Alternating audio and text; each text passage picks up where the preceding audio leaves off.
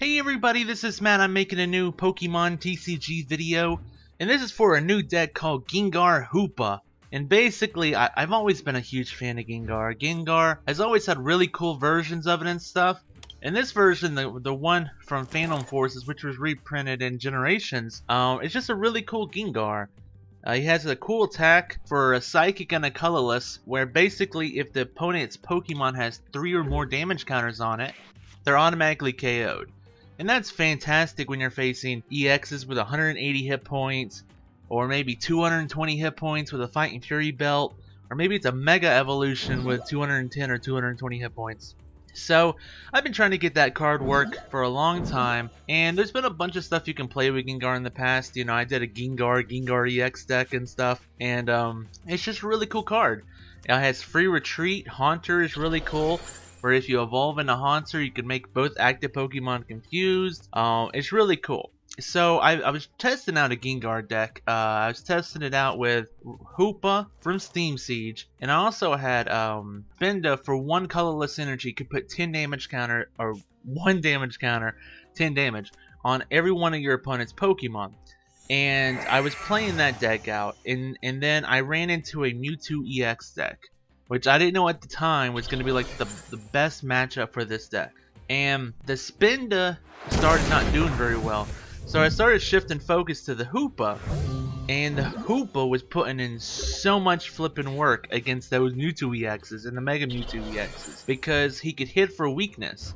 So Hoopa has an attack for 1 psychic energy. You can do 20 damage to 2 of your opponent's Pokemon.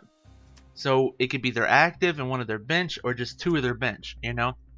So against a Mega Mewtwo EX deck, you're hitting the active, which is most likely a Mega Mewtwo EX, for 40 because of weakness. Then you're hitting something on the bench for 20. Which for 1 psychic is incredibly nuts. And on top of that, this deck runs Faded Town, which does 20 damage to Mega Evolved Pokemon in between turns. Kind of like poison, but does 20 damage. So on top of doing the 40 to the active and 20 to the bench, Faded Town would then do 20 more to both Mega Mewtwo EXs.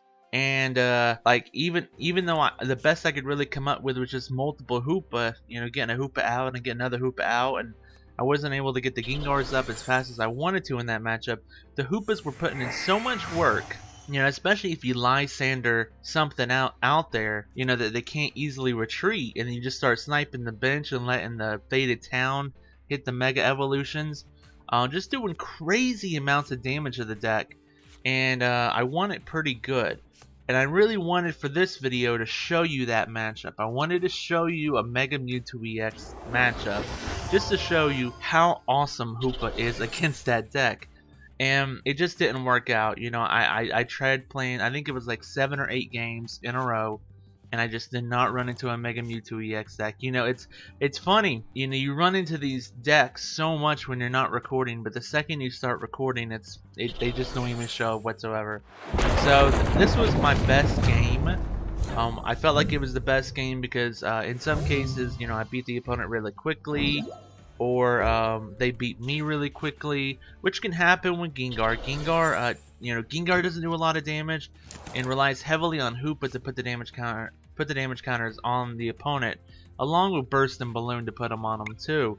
And if your opponent has any kind of healing, which, you know, I ran into a Snorlax deck, which you would think, oh, he'd go to sleep a bunch. But instead, Snorlax was using a second attack, which hits for 50 and heals 50 off of him, to basically clean up any of the Hoopa damage I was putting on him, to the point where my Gengar could, you know, had a lot of trouble one-shotting him because he never had 3 damage counters on him. So if, you know, the opponent has any kind of healing built in, it can definitely mess up stuff, you know. So Gengar doesn't have the best matchup, and Hoopa is great. Hoopa is great. I think Hoopa is a fantastic card. It's from Steam Siege, so it's a newer card. And, you know, the 1 for 20 to 2. And then even if you just put 3 Psychic on it, 130 damage. You know, and it can't use that attack next turn. That's okay. You know, I mean, you hit something for 130. Maybe you clear off their main threat if it's a non-EX. You know, or, you know, if they hit one of your dudes with a Burst and Balloon, they already have 60 on them. Then you hit them for 130.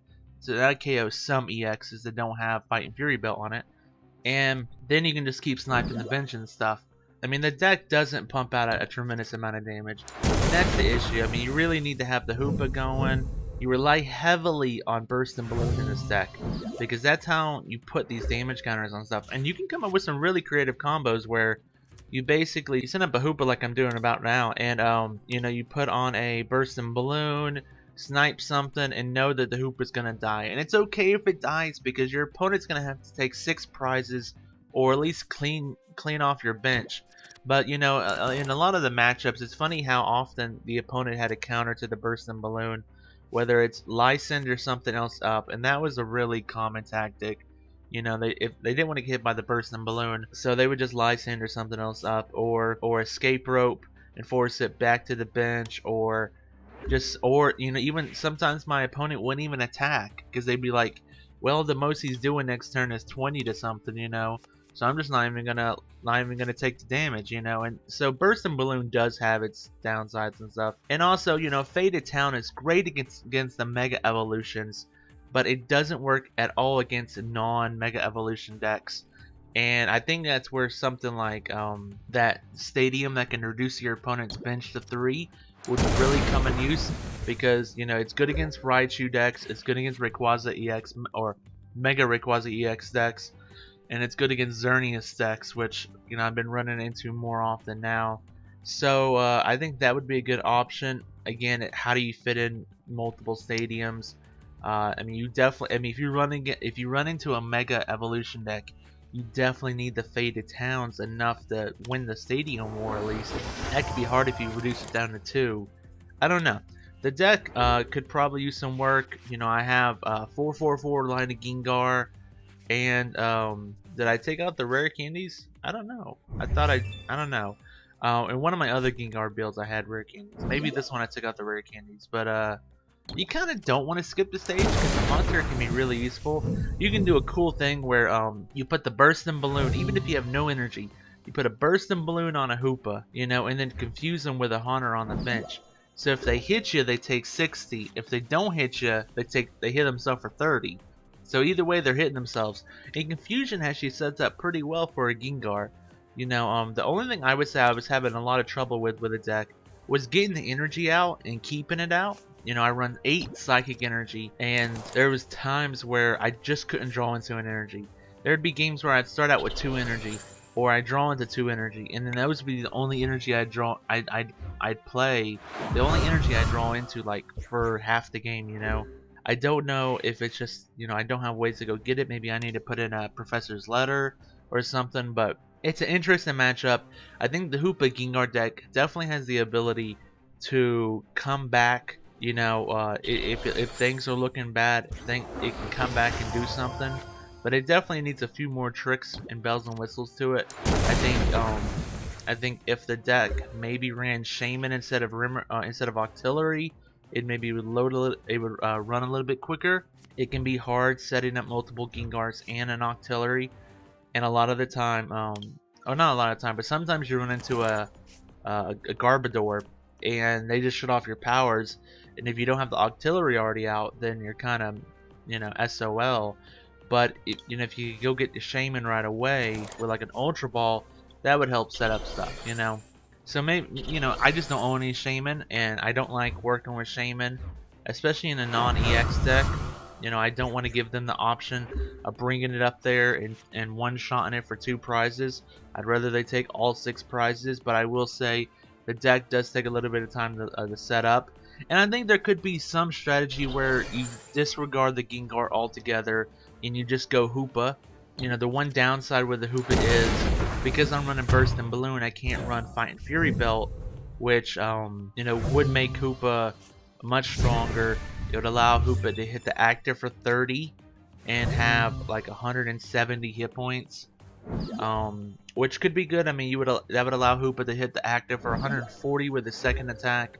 It would allow, you know, if he's using his 20/20 attack, he could hit the active for 30, maybe even 60 if they're weak to Psychic, which, you know, Mega Mewtwo and Mewtwo EX are. So that can make it even stronger. I really like the Hoopa. It's a great card. I mean, it's amazing some of the basics. We got the Hoopa and the Volcanion. both basics are amazing in a set in Steam Siege, and just really good stuff. So this is me like trying to use Gengar to spread some damage counters, and it's okay. His first attack, Sinister Fog, is okay. It's okay at best. It's not really that good. For the most time, you really only want to use them for creep show. And I thought about putting just a regular Mew in there, because then you could keep the Gengar on the bench. You know, you wouldn't have to sacrifice a whole setup stage 2 to do it, and use the Mew to either copy Hoopa's attack or Gengar's attack. You know, you'd still only be taking one prize, but instead of sacrificing a stage 2 with creep show, you'd only be sacrificing a basic with 2 energy on it. You know, and if you really wanted to go, you know, another option, if you really wanted to conserve all the energy, would be EXP share. That card, that tool is amazing. And in this deck where you really need that 2 energy in play to use creep show, and you can't afford to sacrifice your Gengars, I think maybe a Mew with EXP share could work pretty decent. So basically that's what this deck is. This was a very close game. I'm pretty sure I lose this game, but it's very close, and I chose this game because it was a very close game. This guy was running a Raichu deck, which used it could hit all the EXs for 50 damage, but on the other side of it, you know, the other Raichu, if you have a bigger bench, it hits for more damage. So it's actually a pretty good little combination there. And then he had like Spirit Tomb, where after you hit all their EXs for 50, Spirit Tomb can come out, and it says like you can move your opponent's damage counters however you want. So you can knock out like 2 EX. Oh, I won that one. Okay, well, never mind. But I hope you enjoyed watching this video. I hope you learned something about this deck. And thank you so much for taking the time out of your day to watch this video, and have a fantastic time playing Pokemon TCG in the future. Thank you so much, everybody. Bye-bye.